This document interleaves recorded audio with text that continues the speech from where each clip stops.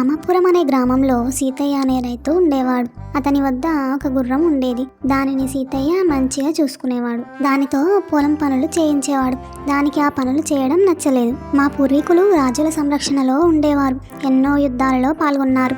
సకల సౌకర్యాలు అనుభవించారు. నేను మాత్రం బానిసలాగా బతకాల్సి వస్తుంది అని ఆలోచిస్తుంది. ఎలాగైనా ఇక్కడ నుండి వెళ్ళిపోవాలని అనుకుంది. ఒకరోజు రాత్రి దొంగ సీతయ్య ఇంటికి దొంగతనానికి వచ్చాడు. ఆ సమయంలో అతడు గాఢ నిద్రలో ఉన్నాడు. దొంగ మాత్రం చేతికందిన వస్తువులన్నీ మూట కట్టుకున్నాడు.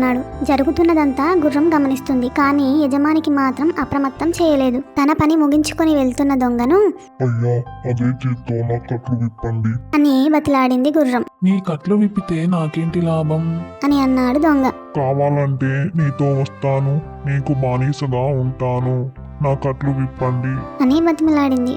దానికి దొంగ నవ్వుతూ నేను దొంగను. దొంగతనం చేస్తున్నట్లు తెలిసి కూడా యజమానిని లేపలేదు. నిన్ను పోషిస్తున్న యజమాని పట్ల నీకు కృతజ్ఞతనే లేదు. నీలాంటి దాన్ని వెంట ఉంచుకోవడం తప్పు. యజమాని పైన విశ్వాసం లేని వారు ఎప్పటికైనా ముప్పు అని అన్నాడు దొంగ. వెంటనే గుర్రం ఆలోచించింది. దొంగకు ఉన్న తెలివి నాకు లేకపోయిందే అనుకుని యజమాని పట్ల విశ్వాసంతో ఆనాటి నుండి సంతోషంగా జీవించసాగింది.